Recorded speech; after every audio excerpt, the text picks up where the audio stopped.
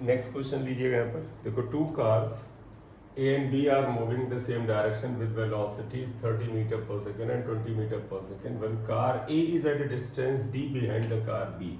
तो अगर आप देखिएगा ये क्वेश्चन यहाँ तक आता है, ये अगर हम इसमें सोल्यूशन निकालें, देखो कार A जो था वो B कार से कितनी दूरी पीछे था, D डिस्टेंस पीछे था। when car A is at a distance of D behind the car B, driver of A applies brake producing uniform retardation। इस कार के ड्राइवर ने एक ब्रेक लगा दी, ब्रेक लगाने से रिटार्डेशन मिला। रिटार्डेशन का मतलब ध्यान रखना, रिटार्डेशन का मतलब जब यहां बोला जाए तो -2 मीटर पर सेकेंड स्क्वायर, मतलब आपने ब्रेक लगाई, आपकी कार धीरे धीरे रुकती है। There will be no collision. देखो, एक बी की स्पीड थोड़ी कम है, बी जा रहा 20 मीटर पर सेकेंड से, ये वेलोसिटी ऑफ बी है। ए जा रहा velocity of A 30 metre per second से। तो अगर ये बड़ा नजदीक आके ब्रेक लगाएगा, जैसे होता है ना, आपके सामने थोड़ी दूर पे कार है, वो थोड़ी धीमी चला रही है, तुम पीछे तेज आ रहे थे, अगर तुमने थोड़ा लेट ब्रेक लगाया तो हो सकता है आगे जाके टकरा जाओ। तो वो यही कह रहे हैं कि ए ने ब्रेक लगाया जिससे इतना रिटार्डेशन मिला, तो कहते हैं there will be no collision. अगर ये ए चाहता है कि इससे टक्कर ना हो तो इनके बीच की दूरी एक निश्चित दूरी से ज्यादा, देखो ये कह रहे हैं less than this, greater than this होना चाहिए। तो हम एक्चुअली ज्यादा मत सोचो, डी की वैल्यू निकालो, देखो किसको फॉलो कर रहा है यहाँ पर। तो यहाँ पर जब दो चीजें मूव करती, मैंने बताया था ना, जब दो चीजें, दो पार्टिकल चल रहे हो तो रिलेटिव वेलोसिटी निकाला करो। अब आप कहोगे इसमें हम रिलेटिव वेलोसिटी किसकी निकालें, ए की या बी की? हमेशा कोशिश करो आगे वाली कार को रोक दो, जो आगे भी है, और जिसको रोका जाता है उसको, उसके रेस्पेक्ट में रिलेटिव वेलोसिटी निकाला जाता है। यानी आपको इसे रुका हुआ मानना पड़ेगा रिलेटिव वेलोसिटी के लिए, और जब इसे रुका हुआ मानोगे तो velocity of A with respect to B निकालोगे। तो यहां पर आप कहोगे लेट बी इज स्टॉप्ड, हम रिलेटिव का कंसेप्ट लगा रहे हैं इसलिए बी को लिया, लेट या suppose B is stopped, then relative velocity of A with respect to B। फिर से सुनिएगा, relative velocity के लिए आप एक कार को रुका हुआ मानते हैं। किसको रुका हुआ मानते हैं? जिसके रेस्पेक्ट में relative velocity निकाल रहे हैं। तो आपने क्या किया, then relative velocity of A with respect to B, इसे आप लिखोगे VAB इक्वल टू होता है VA माइनस BB। एरो लगाना चाहो लगाओ, ना लगाना चाहो, सीधी लाइन में एरो का कोई बड़ा रोल नहीं होता है।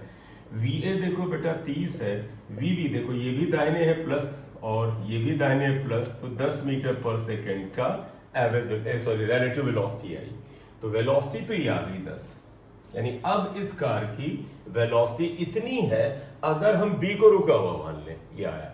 रिटार्डेशन इतना है, तो आप देखो देयरफॉर आप यहां क्या मानोगे, जानते क्या है? अब इसकी वेलोसिटी को u को तुम मान सकते हो क्या, यानी वेलोसिटी ऑफ ए, यानी इनिशियल वेलोसिटी ऑफ ए वो है VAB के बराबर, वो 10 मीटर पर सेकेंड है।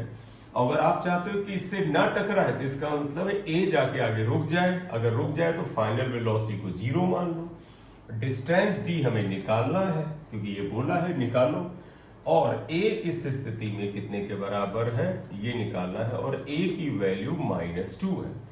तो देखो बेटा फाइनल वेलोसिटी 0, इनिशियल वेलोसिटी दिया है, तो आप ये लगा दो v² = u² + 2as। v की वैल्यू 0 है, 0, u की वैल्यू VAB यानी 10 है, 10 स्क्वायर प्लस 2 इंटू a की वैल्यू -2 है, -2, s की जगह d मान लो, s डिस्टेंस की जगह d निकालना है ये।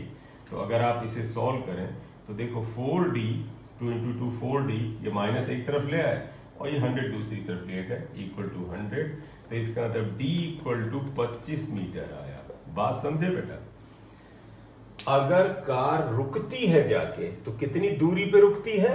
25 मीटर पर। तो कार जब आप इतनी तेज ब्रेक लगाओगे कि रिटार्डेशन इतना मिले तो कार 25 मीटर पे रुकती है। तो इसका मतलब अगर आप चाहते हो कि ए बी से ना टकराए तो ये दूरी जो है ये 25 मीटर से थोड़ी ज्यादा होनी चाहिए, ज्यादा, क्योंकि बराबर हुई तो टक्कर थोड़ी सी खट से लगेगी। अगर ये दूरी 25 से कम हुई तो फिर तगड़ा कोलिजन होगा। अगर ये दूरी 25 मीटर से ज्यादा हुई तो टक्कर नहीं होगी। देयरफॉर आंसर क्या आ जाएगा? For no collision D should be greater than 25। C option सही होगा। D should be greater than 25 metre. ये आएगा। क्लियर? तो ये अगला सवाल हो गया, आप इसे नोट कर लो। एक और सवाल करते हैं, रिलेटिव पे हम 2-4 सवाल ले लेते हैं जिससे कि आपको प्रॉब्लम ना हो।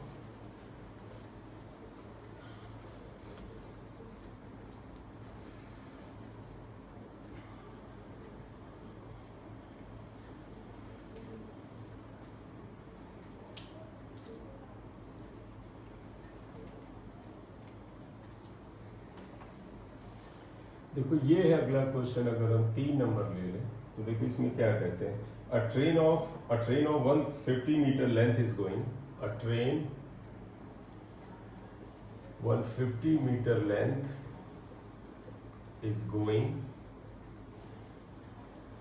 towards north at a speed of towards north at a speed of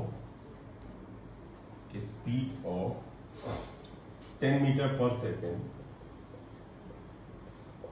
A bird इतनी स्पीड से जा रही है, a bird flying at 5 meter per second, flying at 5 meter per second, parallel to the track,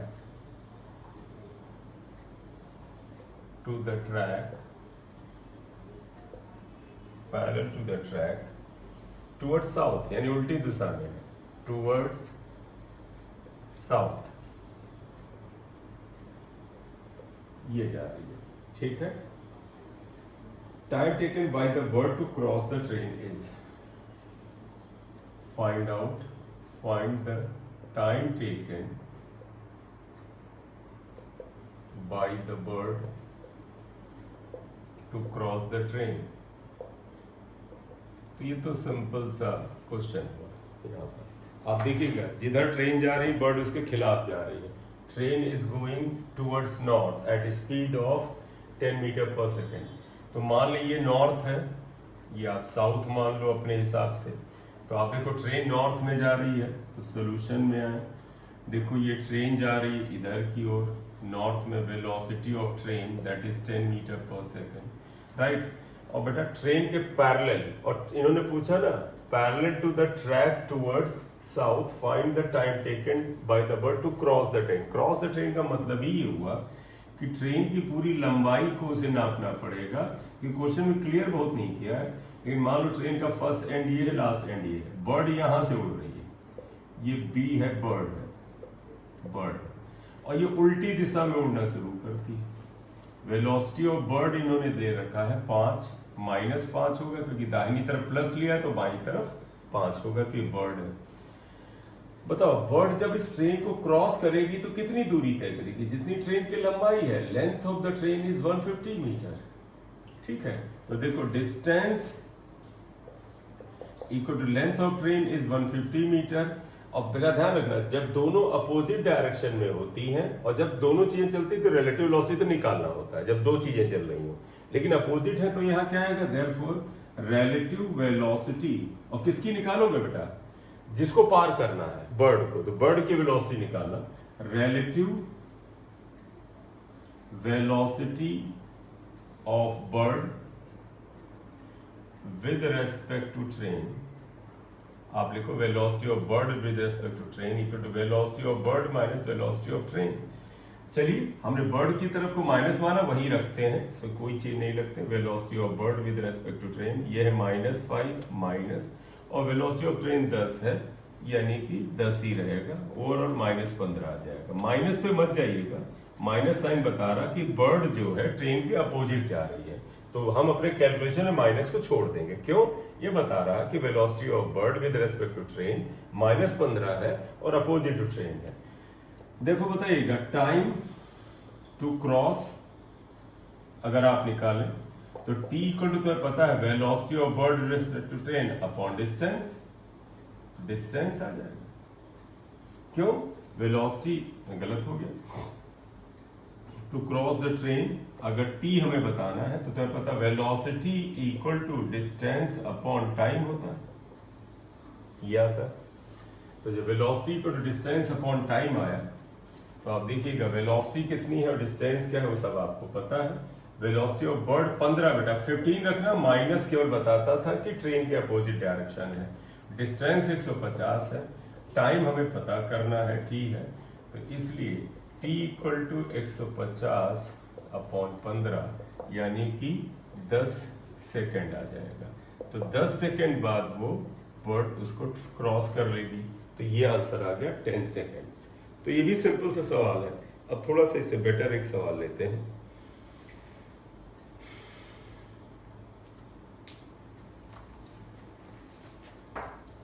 ठीक, ये आपने कर लिया।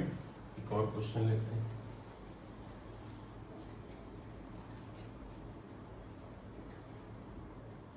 एक और क्वेश्चन लेते हैं, यहाँ पर देखिएगा बेटा, क्वेश्चन को आप एक बार पढ़ लीजिए, मैं भी पढ़ देता हूँ यहाँ पर। देखो, a boat cover certain distance between two slots, two spots, दो स्पॉट्स हैं। तो बेटा पानी में दो स्पॉट्स हैं, आप मान लीजिए, चलिए सोल्यूशन में ही बात करेंगे। ट्रेन को उसको क्रॉस करने में कुछ टाइम लगता है, ट्रेन है, बोट है। फिर से आइएगा, देखिए क्वेश्चन को जरा ध्यान से पढ़ लीजिए। इसमें ये रिलेटिव वेलोसिटी का क्वेश्चन है। अ boat cover certain distance between to spots in a river taking T1 hours going down stream. Down stream मतलब जिस दिशा में रिवर का पानी बह रहा है उधर की ओर जाने में उसे T1 टाइम लगता है। And T2 hours going up stream, up stream जाने में T2 आवर्स लग रहा है। तो कहते हैं what will be the time taken by the boat to cover the same distance in still water, यानी पानी उस दिन नहीं रुका है। इनका मतलब आप जरा ध्यान दीजिएगा, अगर आप देखें सोल्यूशन में तो ये वेलोसिटी ऑफ रिवर है, ये रिवर की वेलोसिटी है, मान ले वेलोसिटी ऑफ रिवर VR है, और ट्रेन बार बार ट्रेन निकल रहा है, एक बोट है इसमें जाती है। एक पहला स्पॉट A है और दूसरा स्पॉट B है, इसके बीच में जा रही है। कैसे जा रही है? पहले देखो बेटा, रिवर की दिशा में जा रही, मान ले वेलोसिटी ऑफ बोट VB है, ये। तो let velocity of boat is VB and velocity of river, obviously बात बेटा, ये सारी velocity with respect to ground है। जब कुछ ना लिखें तो ग्राउंड के रेस्पेक्ट में ये है। तो देखो, बोट इधर जा रही है और रिवर को क्रॉस करती है, या A से B की तरफ जा रही है, ये बोट की वेलोसिटी है। ये कुछ इनके बीच की डिस्टेंस आप मान लें, मन हो A से B के बीच की डिस्टेंस आप अपनी तरफ से S मान लेते हैं, ये डिस्टेंस, ठीक है। तो देखो, टेकिंग टाइम T1, बेटा A से B तक जाने में टाइम लगा, देखो time from A to B जो लगा है वो T1 है। फिर वो इधर से लौटता है बोट से और यहां तक जाता है उल्टी डायरेक्शन में। जब बेटा रिवर के, देखो रिवर के अपोजिट जाते हो तो इसे हम क्या बोलते हैं? इसे हम अप स्ट्रीम बोलते हैं। और B से A तक जाने में इसे टाइम लगता है T2। अब एक चीज ध्यान रखिएगा बेटा, जब रिवर की मतलब जिधर पानी बह रहा है और बोट चल रही तो दोनों की वेलोसिटी जुड़ जाती है, और जब बोट उल्टा आती है तो रिवर की वेलोसिटी को बोट की वेलोसिटी में से आपको घटाना पड़ता है, ये ध्यान रखिएगा, ठीक है। तो हम पहले अगर हम ये बात करें, देखो फ्रॉम A टू B, हम पहले A से B की बात करते हैं, ये डाउन स्ट्रीम है। डाउन स्ट्रीम का मतलब बेटा पानी के बहाव की दिशा में। तो बताइएगा, वेलोसिटी ऑफ बोट जो आ जाएगा, या रिजल्टेंट वेलोसिटी आप हो जाएगा, रिजल्टेंट वेलोसिटी अगर आप निकालें, दैट इज, देखो बेटा जब यहां से यहां तक जाएगा तो ये वेलोसिटी और ये वेलोसिटी जुड़ेगी, VB प्लस VR आएगा, यह। और टाइम लगा कितना बेटा? लगा था, देखो A से B तक का टाइम T1 है, डिस्टेंस S माना ही है, वेलोसिटी इतना है, देखो टाइम टेकन, जरा ध्यान रखिएगा, टाइम टेकन जो T from A to B आया, टाइम इक्वल टू क्या होता है? Distance upon velocity. डिस्टेंस कितनी है बेटा? डिस्टेंस हमने S मान लिया था, S लिख लो। वेलोसिटी बेटा VB प्लस VR, लेकिन इस टाइम को T1 से इन्होंने क्वेश्चन में लिया है, इसका मतलब जरा ध्यान दीजिएगा, आप क्या लिखोगे? देयरफॉर ये T1 इक्वल टू हो जाएगा S upon VB plus VR, फिलहाल ये आ रहा इक्वेशन 1, राइट। ये अब अब एक इक्वेशन ये आ गई, T1 यहाँ आ गया ये। अब ध्यान देना, क्वेश्चन आपके पास लिखा है, उसके बाद क्या कहते हैं, T2 hours going up stream, इधर जाते हुए T2 टाइम लेता है। तो आप इसे मिटा के थोड़ा सा जगह बना लेते हैं, ये आएगा। इस इक्वेशन को जिंदा रखना, हमें इसकी जरूरत है। अब हम बात करना चाहते हैं from B to A, up stream लेंगे। अप स्ट्रीम अगर हम B से A लें, B से A। अब आप ध्यान दो बेटा, जिधर नदी का बहाव होता है उसके खिलाफ अगर आप तैरें या बोट चलाएं तो आपकी गति क्या हो जाती है, घट जाती है। तो रिजल्टेंट वेलोसिटी लिखिएगा, ये बेटा रिलेटिव वेलोसिटी नहीं है, यहाँ रिजल्टेंट है। तो आप ध्यान रखिएगा, यहाँ रिलेटिव वेलोसिटी नहीं, रिजल्टेंट वेलोसिटी क्या हो जाएगा, बोट की वेलोसिटी में रिवर की वेलोसिटी घटेगी क्योंकि अपोजिट जा रहा है। Therefore, time taken TB to A equal to हो जाएगा distance upon VB minus VR, क्योंकि बेटा फार्मूला तो पता है कि time equal to distance upon velocity आता है। तो इसका मतलब T2 equal to S upon VB minus VR आ जाता है। ये क्वेश्चन फिलहाल आई, क्वेश्चन नंबर 2 आया। तो यहाँ पर है क्वेश्चन, उन्होंने पूछा क्या था कि अगर ये नाव स्टिल वाटर में तैरे, यानी वेलोसिटी ऑफ रिवर 0 हो जाए, तब इसको कितना टाइम लगेगा। तो इसका मतलब है हमें बोट की वेलोसिटी निकालनी पड़ेगी, तभी तो हम स्टिल वाटर में निकाल पाएंगे। तो बोट की वेलोसिटी निकालनी पड़ेगी, और किसके टर्म में निकालनी पड़ेगी, हमें बोट की वेलोसिटी निकालनी पड़ेगी T1 T2 के टर्म में निकालनी पड़ेगी, तब हम जाएंगे। यहाँ पर है इन दोनों में अगर फिलहाल देखना चाहें तो आप कह सकते हैं S इक्वल टू, अगर आप देखें इसमें और चले जाएं, S इक्वल टू अगर आप देखें तो यहां पर क्या आ जा रहा है, VR की वैल्यू निकाल लेना मुझे लगता है फायदेमंद रहेगा।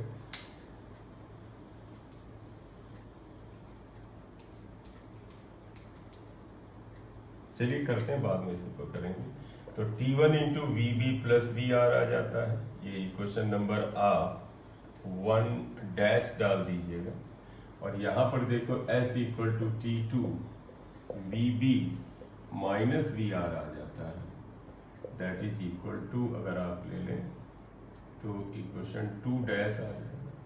कंपेयर कर देते हैं दोनों को, कंपेयरिंग 1 डैश एंड 2 डैश। देखो ये 2 डैश इक्वेशन, ये 1 डैश इक्वेशन कंपेयर करें तो देखो लेफ्ट हैंड साइड सेम है। तो T1 VB plus VR equal to T2 VB minus VR आ जाता है, ये आ गया। हमें वेलोसिटी ऑफ रिवर चाहिए, सॉरी वेलोसिटी ऑफ क्या बोट चाहिए।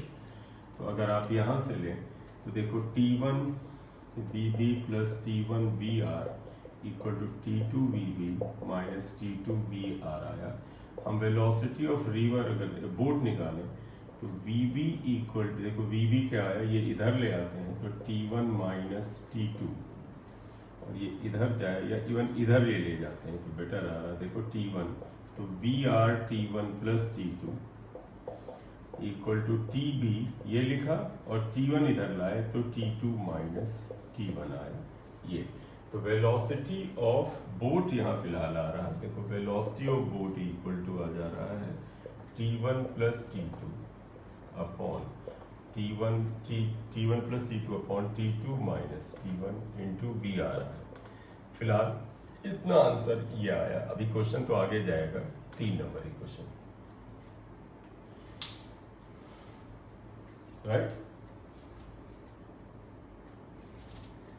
अब अगले पार्ट में इन्होंने क्या कहा है कि अगर स्टिल वाटर, बेटा स्टिल वाटर का मतलब आप समझिएगा, स्टिल वाटर का ये मतलब हुआ कि ये आपका वेलोसिटी ऑफ रिवर 0 हो गया, तब ये कितना टाइम लेगा वो इन्होंने पूछ लिया है। तो लिखेंगे हम क्या, अब आप इसे हटा सकते हैं, देखिएगा इन स्टिल वाटर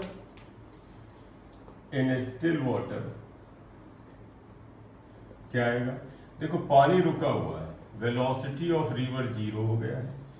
अगर आप देखें इधर से जाने में, यहां से A से B तक जाने में टाइम अगर मान लें T1 डैश लगा है तो सिर्फ बोट की वेलोसिटी आएगी, और इधर तक आने में अगर आप देखो टाइम अगर T2 लगा है या T2 डैश तो भी सिर्फ बोट की वेलोसिटी आएगी। अब तो पानी रुका हुआ है, सिर्फ वेलोसिटी ऑफ बोट आएगी। दोनों डिस्टेंसेस सेम है, ये हम लोगों ने पहले माना था। तो आप देखो इन still water total time taken अगर आप लिखना चाहते हैं, इसे अगर t लिखें तो t1 dash plus t2 dash, और टाइम इक्वल टू क्या होता है बेटा, डिस्टेंस अपॉन वेलोसिटी, यानी s अपॉन, और वेलोसिटी अगर आप देखिए कितना है, देखो s अपॉन, मैं सुनिएगा बेटा, मैं ये टाइम लेना चाहता हूँ a से b तक, तो a से b तक का टाइम इक्वल टू हो जाएगा डिस्टेंस अपॉन वेलोसिटी, यानी s upon vb, plus time t2 dash है बेटा, ये t2 डैश है, ये आ जाएगा डिस्टेंस यानी s अपॉन वेलोसिटी vb आएगा। तो इसका मतलब 2s अपॉन vb आ गया। तो अगर हम यहाँ से लिखें तो 2s अपॉन vb, हम अगर यहाँ से s अपॉन vb निकाल लें तो हमारी ये वैल्यू आ सकती है। इसी इक्वेशन हम x1 लिख लेते हैं। अब हम s अपॉन vb कहाँ से निकालें, आपके पास इक्वेशन 1 एंड इक्वेशन 2 रही होगी। आपको ये डायग्राम आप समझ गए अच्छे से। देखो ये वेलोसिटी ऑफ रिवर 0 हो गया। अब a से b तक बोट की वेलोसिटी vb लगेगी, और हमने इसके टाइम को क्या लिख लिया है, t1 डैश लिख लिया है। फिर b से a का आएगा, सिर्फ बोट की वेलोसिटी vb होगी। टोटल टाइम आ जाएगा t1 dash plus t2 dash.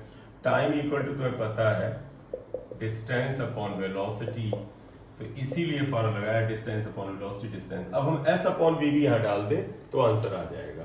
तो अब आप देखिएगा फ्रॉम इक्वेशन 1 अगर आप लिखें, आपके पास इक्वेशन 1 होगी, तो वहां पे ध्यान रखो t1 इक्वल टू आया था distance upon vb plus vr, और इसके अलावा फ्रॉम इक्वेशन 2 जो था वो t2 जो था वो था s upon vb minus vr। ये दो इक्वेशन 1 एंड 2 आई थी। यहां से हम किसी तरह से s अपॉन vb निकाल के डाल दें तो चीजें यहां पर आ सकती हैं। इसका मतलब है हम vr को कंपेयर कर दें तो ज्यादा बेहतर रहेगा। तो आप देखो यहाँ vr को कंपेयर करें तो देखो ये इधर ले जाएं तो आप क्या लिखोगे, vb plus vr equal to s upon t1 आए, और फिर आप देखें vr इक्वल टू अगर निकालें vr, तो vr क्या आ जाएगा, s अपॉन t1, और ये vb इधर जाके माइनस होगा, माइनस vb। तो ये इक्वेशन एक तो ये आई। आप इस इक्वेशन को चाहे तो 3 नंबर लिख लीजिए, ये आया। सिमिलरली एक काम और करिएगा बेटा, थोड़ा सा एफर्ट करना पड़ेगा इसमें आपको। सिमिलरली यहां से देखो फिर vr निकाला जाता है, बिल्कुल यहां से कर लो। देखो vb minus vr equal to s upon t2 आएगा। यहां से देखो बेटा फिर vr ही लाना पड़ेगा, vr, तो vr इक्वल टू, देखो ये अगर इधर जाए इधर है, थोड़ा सा यहां देखिएगा, vb minus vs upon, repeating, देखो बेटा vr इक्वल टू आएगा vb, ये माइनस s अपॉन t2 आएगा। इसे इक्वेशन 4 लिखो। तो ये दो इक्वेशन आई, s upon t1 minus vb minus s upon t1। इनमें देखो ये vr है, ये vr है, इन दोनों को कंपेयर करके हम वैल्यू निकाल सकते हैं। पर्पस है ये निकालना। तो इसके लिए यहाँ साइड वर्क में हम यहाँ पर करते हैं। देखो बेटा इसके बाद हम यहाँ आ जाएंगे, ये लिखो कंपेयरिंग इक्वेशंस 3 एंड 4। 3 और 4 ये है बेटा, ये इक्वेशन 3 ये 4। देखो लेफ्ट हैंड साइड इसका दोनों का सेम है, तो राइट हैंड साइड सेम होगा, s upon t1 minus vb equal to vb minus s upon t2। Purpose याद रखिएगा s अपॉन vb निकालना है। तो खैर आप s इधर ले आए, तो s upon t1 plus s upon t2 equal to vb इधर जाएगा तो vb प्लस vb। तो और आगे ले जाएं, देखो s को कॉमन ले लें तो 1 upon t1 plus 1 upon t2 equal to 2vb आ जाएगा। यहीं पे कर लो, s 1 upon t1 plus 1 upon t2 equal to 2vb आ जाएगा। पर्पस पे ध्यान रखिएगा s अपॉन vb निकालना है, ये इधर ले आओ। तो s upon vb equal to, आप देखो ये क्या हो जाएगा, 2 upon 1 upon t1 plus 1 upon t2। Simplify करो तो बेटा एलसीएम लेके 2t1 t2 upon t1 plus t2 आएगा। ये वैल्यू बेटा s अपॉन vb की आई। ये फाइनली ये वैल्यू रख करके हम इसे फाइंड आउट करने जा रहे हैं। ये आएगा। इसको कहाँ रखेंगे बेटा, इस वैल्यू को इक्वेशन x1, तो लिखोगे putting value of s upon V in equation x1 यहाँ पे रखेंगे। तो देखो बेटा टोटल टाइम टेकिंग ये क्या आता है, 2 इंटू एस अपॉन वी को क्या लिखेंगे, 2t1t2 upon t1 plus t2। तो इसलिए टोटल टाइम टेकन बेटा यहाँ पर आ जाएगा t equal to 4t1t2 upon t1 plus t2। ये आंसर आएगा जिसको इन्होंने इसमें पूछ रखा है कि क्या आंसर यहाँ पर रहेगा, राइट।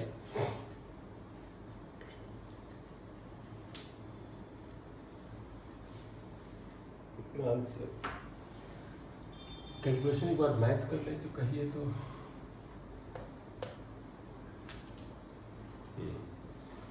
देखिएगा। तो अगर इन्होंने ये पूछा था, एक चीज क्लैरिफिकेशन करते हैं क्योंकि आंसर जो इन्होंने दिया है मतलब जो आ रहा है उससे थोड़ा सा अलग है, तो लैंग्वेज एक बार पकड़ लें। लास्ट लाइन पकड़ा है, what time will be taken by the boat to cross the same distance in still water. Same distance पूछा है तो आना जाना दोनों आएगा। तो अगर किसी जगह ऑप्शन में ये 2t1 t2 लें तो समझ लेना वो एक साइड का ले रहा है, मतलब A से B जाना। तो वास्तव में तो वहां पर क्या हो सकता है, टोटल डिस्टेंस तो आई नहीं। टोटल डिस्टेंस का मतलब क्या हुआ, जितना आप गए थे और जितना आए हैं। तो हमने क्या निकाला है, A से B तक जाना, B से E तक आना।